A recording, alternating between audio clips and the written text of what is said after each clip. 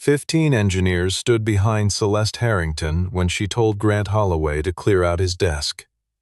She smiled as she said it, the kind of smile that came from believing a single father with grease under his fingernails could never be worth more than an entire team of specialists with diplomas on the wall.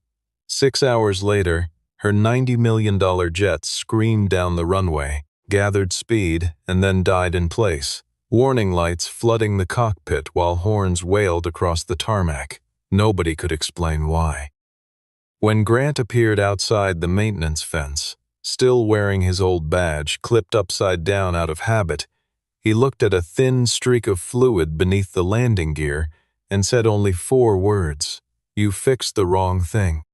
If stories like this one keep you on the edge of your seat, please hit subscribe so you never miss the next reversal, the next reckoning, the next quiet man proven right. The sun had not yet cleared the hangar roof when Grant walked the length of the Sovereign Helix 900 for what would turn out to be the last time as an employee of Harrington Vale Industries. He moved the way he always moved before a flight carrying Celeste, slow and deliberate, running his palm along seams that a machine would have scanned in half the time but understood in none of the ways that mattered. The auxiliary power unit hummed behind the tail section, feeding current into systems that did not exist on the aircraft when it first rolled off the line, systems that had been layered in over the years to turn an already expensive jet into a flying boardroom. Grant heard it before he could have explained why it troubled him, a faint vibration behind the paneling near the communications bay, a sound with no name in any diagnostic manual. Because the manual had never been written for what the company had built inside this particular airframe.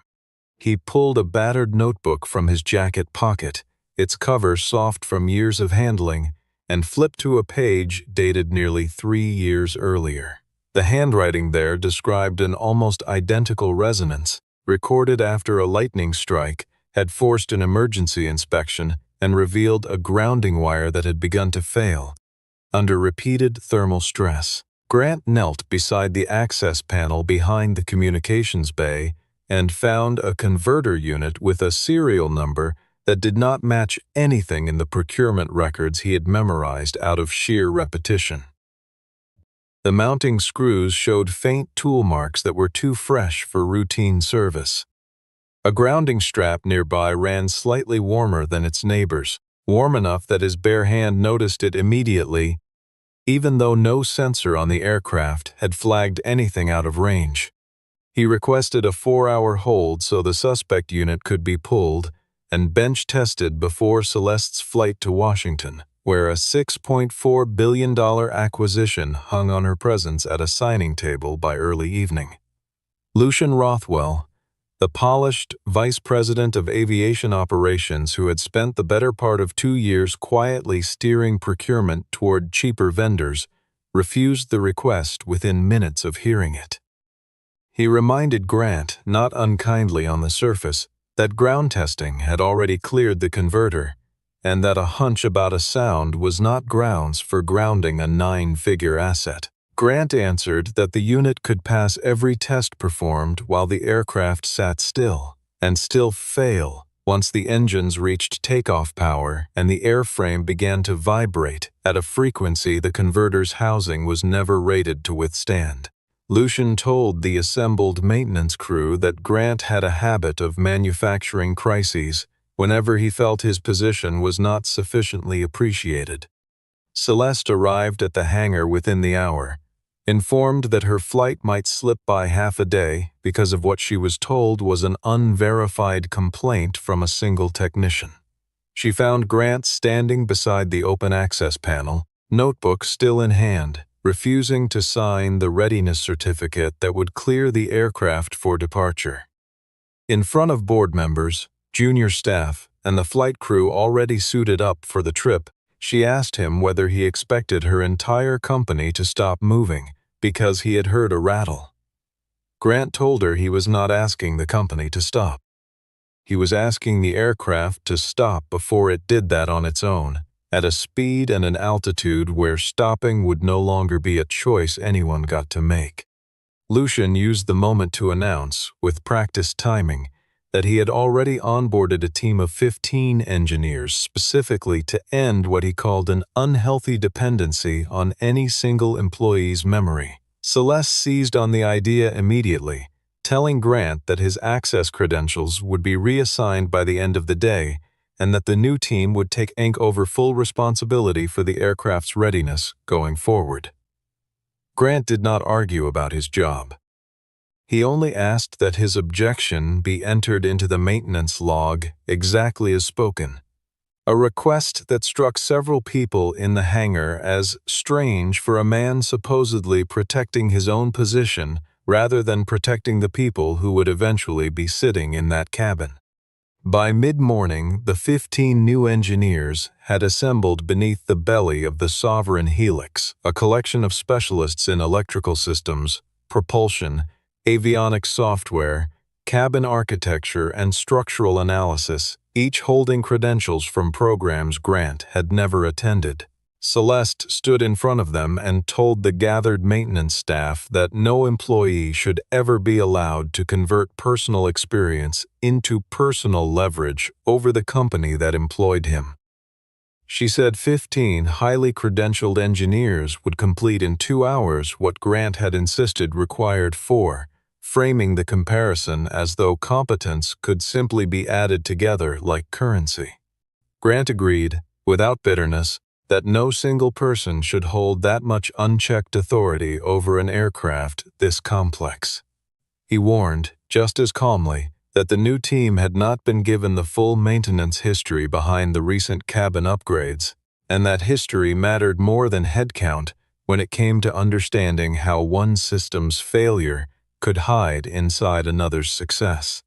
Celeste turned the disagreement into a wager in front of Sterling Vandenberg and the rest of the board, the kind of public bet designed to end a debate rather than resolve it. If the 15 engineers certified the aircraft safe, Grant would accept that he no longer belonged on the flight team. If they failed to find anything, the company would terminate his contract regardless, since Celeste had already decided his usefulness was a matter of principle rather than evidence. Grant did not haggle over the terms. He asked only that his refusal to authorize takeoff be documented with a timestamp, a request that struck Sterling as the behavior of a man building a record to protect passengers rather than a man protecting a paycheck. Elias Wren, the confident systems engineer leading the new 15, split the inspection into parallel work streams so each specialist could clear an assigned subsystem against its published tolerances. The converter passed every stationary bench test performed that morning, and the diagnostic software returned no fault codes anywhere in the communications architecture. Lucian pressed the team to finalize their sign-off quickly, citing the tight window before Celeste's flight to Washington needed to depart. A few engineers hesitated at the unfamiliar serial numbers stamped on the converter housing, but ultimately trusted supplier documentation that Lucian himself had approved months earlier. Grant was asked to leave the immediate work area while the new team completed its review, and he surrendered the electronic maintenance tablet issued to him by the company while keeping his personal notebook, which had never belonged to Harrington Vale in the first place. Celeste told the assembled staff, with the practiced confidence of someone who had never once had to trust a stranger with her own safety, that she could replace one man with 15 before lunch. Grant unclipped his employee badge and set it on a workbench without ceremony, then told her she could replace his name on the duty roster easily enough. But she should be careful about betting an aircraft on whether 15 people had actually been told the whole truth. 6 hours later, with Celeste and a full delegation seated in the cabin, and the Washington deal waiting on the far end of the flight, the Sovereign Helix rolled onto the runway and began its takeoff run. Just before reaching rotation speed, every cabin display went dark at once, and the tower heard the crew call an aborted takeoff in a voice that had gone suddenly, professionally flat. Captain Naomi Beckett felt the mismatch before any alarm confirmed it, a subtle desynchronization between the flight computers that told her something upstream of the engines had lost its footing. She rejected the takeoff well within the safe margin, bringing the aircraft to a controlled stop on the center line, while emergency vehicles began converging out of habit rather than necessity. Both engines remained intact, but the monitoring architecture had locked itself into a protective state that refused to release power back to the crew, stranding $90 million of aircraft in the middle of an active runway. The airport suspended departures behind them. Emergency crews circled the fuselage with lights flashing, and within the hour images of the motionless jet had already begun circulating well beyond the airfield fence. Nobody aboard was hurt, but the Washington signing now hung by a thread, and the humiliation of a grounded flagship jet spread faster than any explanation the company could produce. The 15 engineers descended on the aircraft in a scramble that revealed, almost immediately, how little their individual expertise had prepared them for a failure that crossed disciplines. The engines reported nominal performance. The electrical system claimed full recovery once auxiliary power was reapplied, and the central computer had failed to preserve a complete fault log from the moment of the abort. 2 sensors were swapped and the system rebooted, only for the same lockout to reappear the instant technicians simulated engine power on the ground. Lucian pushed for a second takeoff attempt once the reboot appeared to hold, but Naomi refused outright, telling him in front of the assembled crew that she would not put the aircraft back in the air until someone could tell her why it had failed the first time. A veteran maintenance technician, not Celeste, made the call that brought Grant back to the airfield that afternoon. His credentials had already been revoked, so he waited outside the security fence while Celeste watched him from the tarmac and assumed, not without some justification given the morning's argument, that he had come to enjoy her company's public failure. Grant said nothing in his own defense, and simply studied what he could see from where he stood, noting a thin streak of fluid beneath the main landing gear that was not hydraulic leakage at all, but a marking compound used by ground crews to track vibration contact points. The streak only appeared after the aircraft had shaken violently enough to disturb a sealed panel, and Grant noticed a small metal fitting near the communications bay had shifted slightly out of alignment. Since he had inspected it that morning, he understood, standing outside a fence he had been locked behind only hours earlier, that the new team had spent the entire day chasing the symptoms that lit up on their screens instead of the single cause quietly generating all of them. Grant agreed to help, but only under 3 conditions that he stated plainly rather than negotiated. Naomi would retain sole authority over whether the aircraft flew again, regardless of pressure from the executive floor. Every change made to the aircraft from that point forward would be logged in real time rather than summarized afterward. If any component were found to be out of specification, an independent certification body would be brought in before anyone attempted another flight. Celeste, with no better options and a board already asking uncomfortable questions, agreed to all 3, though the concession visibly cost her something she was not accustomed to giving up. Grant walked back through the gate he had been escorted out of that same morning, and went straight to the rear access panel behind the communications suite, where he removed the paneling to reveal a converter housing stamped with the manufacturer's authentic logo, but a serial number that had clearly been ground down and re-etched by hand. Rather than clearing the new engineers from the hangar floor, Grant asked them to bring every dataset they had collected onto a single shared display instead of 15 separate screens. He wanted vibration amplitude, temperature readings, the precise timing of the power loss, the internal clock synchronization between flight computers, and the voltage readings across the suspect grounding strap, all layered together rather than examined in isolation. Once the graphs were stacked, a pattern emerged that no individual specialist had been positioned to see on their own. Vibration climbed first, the grounding connection destabilized. Shortly after, the internal system clocks drifted apart by a few thousandths of a second, and only then did the flight computers trip into their protective lockout.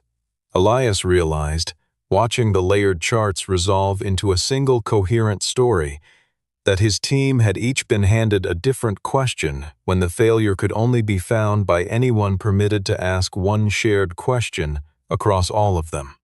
Grant made a point of not claiming superior intelligence over anyone in the room, telling Elias plainly that 15 people had been assigned 15 separate puzzles when the actual fault only revealed itself once those puzzles were placed side by side. He opened his notebook to the entry from 3 years earlier, describing an almost identical resonance following a lightning strike, when a reinforced grounding strap had been installed specifically to prevent this exact failure mode from recurring under vibration.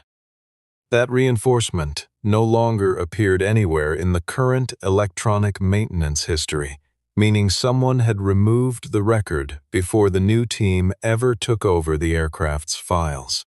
Elias cross-referenced the converter's serial number against manufacturer registries and found the unit was documented as built in an Arizona facility, though its internal circuitry matched components sourced from an entirely different plant overseas. The certification paperwork claiming electromagnetic shielding had been copied nearly word for word from an older, unrelated production batch. Lucian insisted the converter was simply an approved equivalent substitution intended to reduce costs without compromising safety, a claim that sounded reasonable until Grant pointed out that any substitution following a cabin configuration change required its own independent vibration testing before installation, not a reused certificate from a different part entirely. Lucian could not produce any record of that required test, and his explanation grew noticeably less specific each time someone pressed him for the documentation. Celeste wanted to simply swap the faulty converters and depart on a backup aircraft as soon as possible, still thinking in terms of hours rather than root causes. Grant warned her that the same flawed batch of converters could easily have been installed across other aircraft in the fleet, meaning the entire executive flight program might be carrying the identical hidden risk. Sterling, hearing this, ordered every aircraft in the fleet grounded pending inspection, a decision Celeste worried would tank the stock price and unravel the Washington acquisition entirely, though she no longer had grounds to overrule him. Tessa Langford, the company's chief legal counsel for internal investigations, pulled procurement records and found the purchase authorization for the flawed converter batch had never actually passed through Grant's team or any credentialed engineering department at all. The digital signature approving the purchase belonged to Lucian Rothwell alone, dated months before the 15 engineers had even been hired. Almost immediately afterward, a new file surfaced in the maintenance system, claiming Grant himself had personally installed a replacement converter 3 weeks earlier, an entry that existed nowhere in his own records, and that he insisted he had never created. What had begun as a story about an overconfident executive underestimating an experienced technician was quietly turning into something far more dangerous. A story about a man who had once refused to sign a certificate now being framed as the person who had sabotaged the very aircraft he tried to protect. Security footage surfaced showing a figure in Grant's uniform entering the hangar at midnight, using his credentials to open the same communications bay he had inspected that morning. A parts requisition slip bearing what appeared to be his signature turned up in the procurement system, authorizing exactly the kind of converter swap nobody could otherwise explain. Lucian demanded Grant be turned over to outside investigators immediately, and for a brief, uncomfortable stretch, Celeste found herself believing she had nearly trusted a saboteur rather than a man who had simply told her something she did not want to hear. Grant did not run, did not raise his voice, and did not plead his case with emotion, choosing instead to lay out details that could be checked rather than felt.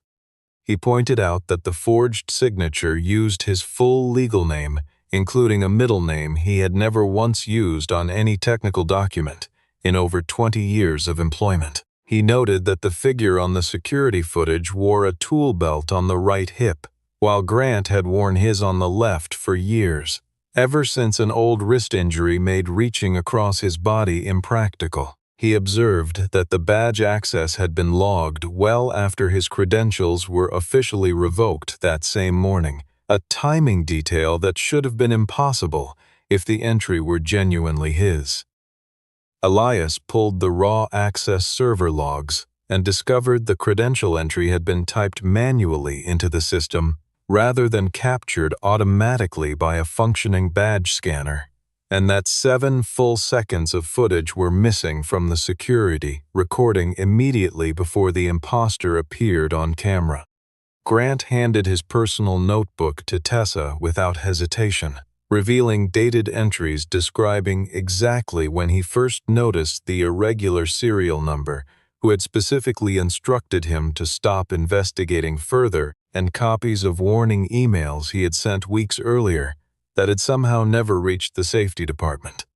The notebook demonstrated, with a clarity no digital file could easily fake, that Grant had identified the flawed batch long before anyone accused him of installing it himself. Lucien suggested the notebook could simply have been written after the fact to manufacture an alibi, a claim that fell apart once Tessa discovered Grant had been photographing each page and uploading it to a personal archive at the end of every single shift for years, creating an independent timestamp no one on the executive floor could quietly alter.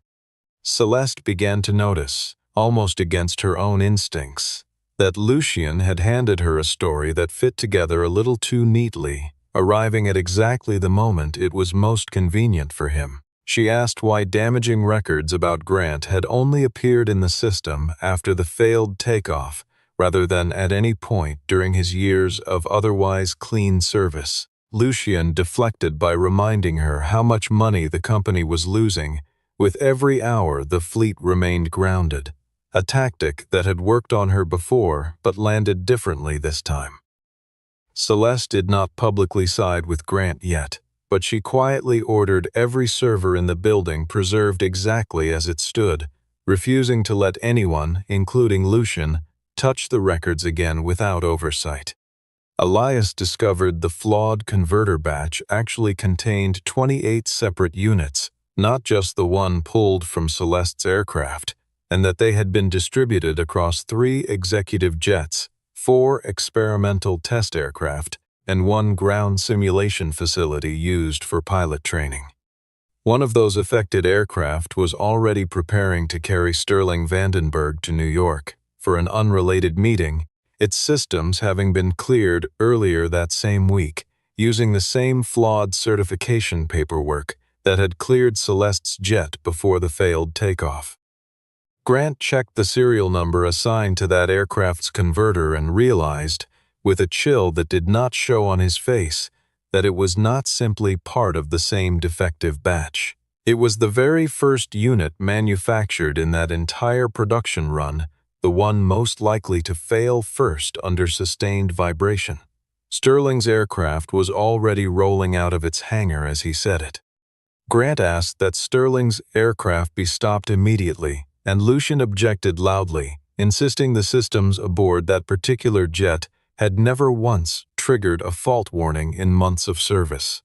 Grant explained that the failure only manifested when 3 conditions converged at once: elevated internal temperature, a heavy electrical load on the cabin systems, and engine vibration reaching a specific threshold typically only hit during full takeoff power. Sterling's aircraft happened to be running a full suite of onboard video conferencing equipment for his traveling advisory team, drawing far more cabin power than a typical executive flight, which made it more vulnerable rather than less. Celeste had to choose in front of the entire board between trusting a man she had publicly humiliated that same morning or continuing to trust the official paperwork that had already failed her once already that day. She called the cockpit directly and ordered the aircraft to return to the hangar before reaching takeoff speed, overriding Lucian's objections in real time in front of the assembled leadership team. Lucian argued furiously that she was allowing a recently terminated employee to dictate operational decisions for the entire company. And Celeste answered him for the first time with something other than deference, telling him plainly that she was letting evidence run the operation rather than letting comfort run it. Sterling's aircraft returned safely, and when technicians performed a controlled ground vibration test, its converter failed in precisely the manner Grant had predicted, confirming beyond any remaining doubt that his warning had been correct from the very beginning. Tessa traced the supplier behind the flawed converters to a firm called Rothwell Meridian Components, nominally independent but owned through 3 overlapping investment structures that eventually led back to a cousin of Lucian's. The substitution had saved the company roughly $18 million on paper, a figure Lucian had proudly cited in internal cost reduction reports for the better part of a year. Records showed Lucian personally received a substantial consulting fee routed through an intermediary entity shortly after the converter contract was finalized, a payment structured carefully enough to avoid obvious scrutiny under normal circumstances. Lucian maintained that he had simply been pursuing legitimate cost savings and had no idea the components carried any hidden danger, a claim that sounded plausible until Tessa located a failed vibration test report buried deep in an archived file.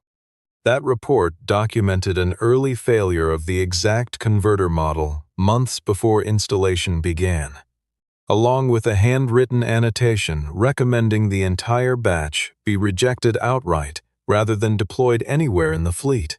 The confirmation that this warning had been read carried Lucian's own digital signature, dated well before the equipment was ever installed on a single aircraft. Sometime afterward, the report's status had been quietly changed from rejected to inconclusive, a small administrative edit that made an entire dangerous shipment appear merely unresolved rather than explicitly condemned. Celeste began to understand, with growing discomfort, that her own relentless pressure to cut maintenance costs had created exactly the kind of environment where a man like Lucian felt safe making that edit in the first place. Sterling refused to let her frame the entire failure as one rogue employee's decision, asking pointedly why a man with Grant's track record had been forced to repeat the same warning for weeks without ever once being granted a direct conversation with the chief executive he was trying to protect. Before the investigation team could finish duplicating the recovered report, the hangar's main server room lost power without warning, and an automated deletion routine began quietly erasing maintenance records tied to all 28 compromised converters. Grant recognized immediately that the primary backup system shared the same network segment as the compromised servers, meaning the erasure would eventually reach every copy unless someone acted within minutes rather than hours. He directed the room with the calm authority of a man who had spent decades solving problems no manual anticipated, assigning each person a physical task rather than a digital one. Elias worked to preserve the raw data logs before they could be overwritten. Naomi secured the flight recorder data from the aborted takeoff. Tessa began photographing every contract page she could reach before the network went fully dark, and several of the newer engineers physically disconnected converter units from storage so no remote command could touch them. For the first time since the crisis began, the 15 engineers Celeste had hired to replace Grant proved their worth precisely because they were finally allowed to work as a coordinated team rather than 15 isolated specialists. Grant alone could never have physically secured every server, every converter, and every contract page within the narrow window available before the deletion routine finished its sweep. His notebook once again became essential, since it referenced test reference numbers tied to older bench trials that predated the company's current digital archive entirely. A standalone vibration recorder kept in a corner of the hangar, never connected to the compromised network because nobody had bothered upgrading it in years, had continued logging data completely untouched, and it confirmed the resonance failure had first appeared weeks earlier, long before the day of the failed takeoff. Grant's original warning email, it turned out, had been silently rerouted before it ever reached the formal safety department queue. Lucian announced he needed to leave immediately for an outside legal consultation, and Tessa discovered within minutes that he had already booked a private charter departing the state entirely. Celeste ordered security to hold him for questioning as part of the internal investigation, a request executed calmly and without any physical confrontation, though Lucian remained composed and threatened to sue the entire board before the day was finished. In a final attempt to shift blame back onto Grant, Lucian released a heavily edited audio clip to a handful of media contacts in which Grant appeared to say the aircraft would never make it off the runway, framing the words as an open threat rather than a warning. Reporters seized on the clip within the hour, and headlines began painting Grant as a disgruntled former employee who had sabotaged the company that once employed him out of simple resentment.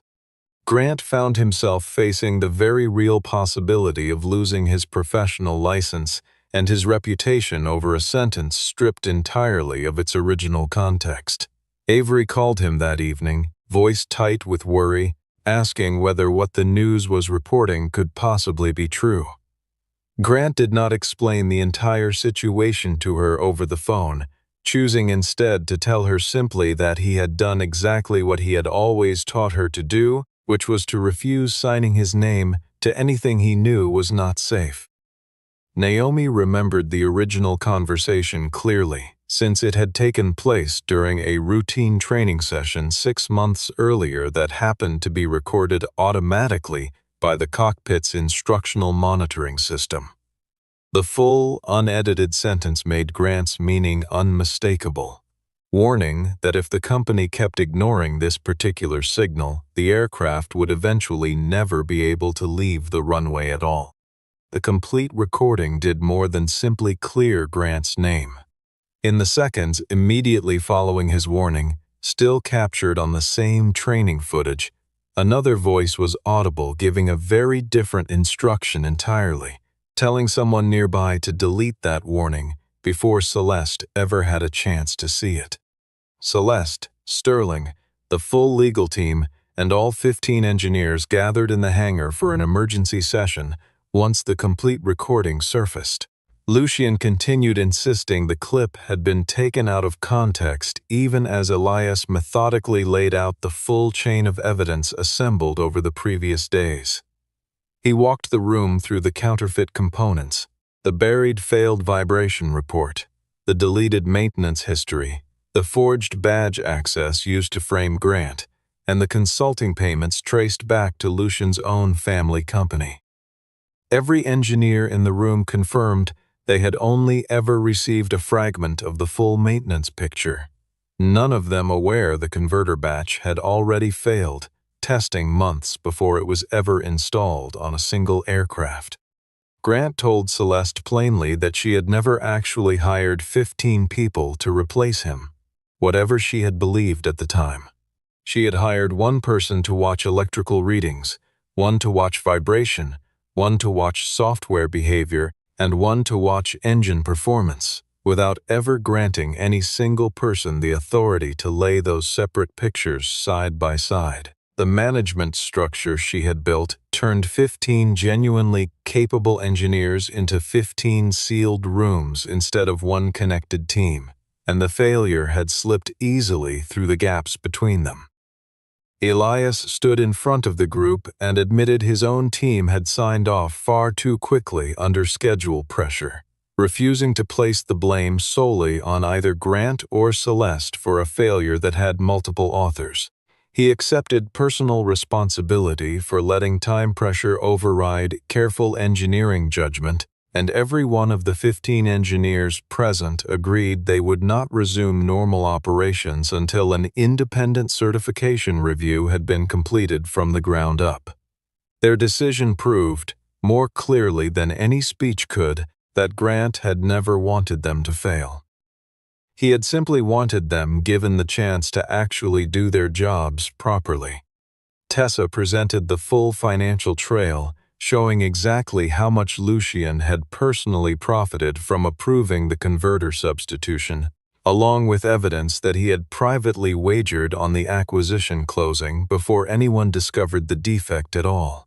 Lucien was suspended on the spot and handed over to outside investigators to face charges related to procurement fraud, falsification of technical records, obstruction of an internal investigation, and endangerment of an active flight operation.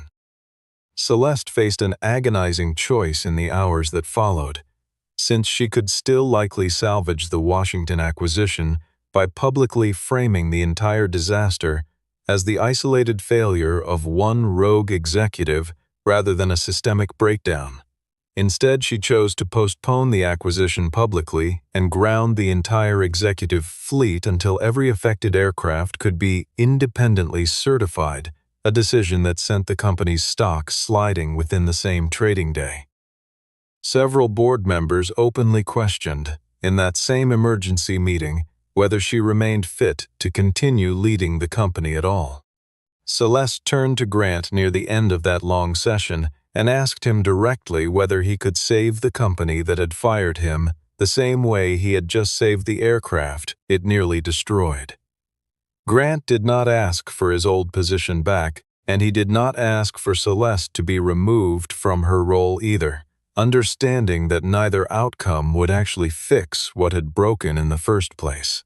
He told the room plainly that the failure had never really been about Lucien's greed alone, however real that greed had been. It happened because honest warnings were treated as insubordination, because schedules were consistently valued above safety, because the people who signed off on decisions were never the ones standing on the runway when those decisions went wrong, and because decades of hard-earned field knowledge had never once been converted into a system the whole company could actually rely on. Grant proposed 5 conditions rather than simply accepting an apology and walking away. He asked for an aviation safety division built entirely independent from financial and operational leadership, so that no single executive could quietly override a safety concern to protect a schedule again. He asked that any pilot or engineer be granted the authority to delay a flight without fear of retaliation, regardless of how much money or reputation was riding on that departure. He asked that the complete maintenance history of every aircraft be permanently protected against deletion or fragmentation, ensuring no future employee would ever again lose access to a warning buried in someone else's file. He asked that every cabin customization be tested as part of a complete integrated system rather than as a collection of individually approved components. Finally, he asked that the accumulated knowledge carried by veteran staff be actively taught to the wider team instead of remaining locked inside any single person's memory, since that isolation was precisely what had made the entire crisis possible in the first place. Sterling pressed Celeste directly, asking whether she was genuinely prepared to accept a structure that allowed lower-level staff to override her own decisions when safety was at stake. Celeste understood exactly what that question was really asking of her, and she agreed to the new structure, voluntarily giving up her annual bonus as a visible sign that the change carried real weight rather than empty language. The board allowed her to remain as chief executive, but only under the ongoing oversight of a newly formed independent safety committee with genuine authority over flight readiness decisions. She apologized to Grant publicly in front of all 15 engineers and the entire flight crew, acknowledging that she had used sheer headcount to mock the value of decades of accumulated experience. Grant accepted the apology without pretending it closed the matter entirely, telling her quietly that an apology only meant something once the next person who raised a warning was treated differently than he had been. The company offered Grant a newly created role overseeing fleet safety integration across the entire flight program, and he accepted it on one condition of his own, insisting that Elias share leadership of the technical side rather than working beneath him in a traditional hierarchy.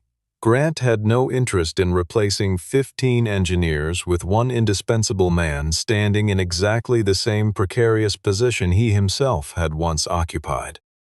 Instead, he spent the following weeks building a system designed so that his own accumulated knowledge could finally be shared, rather than simply inherited by whoever happened to be standing closest when the next crisis arrived.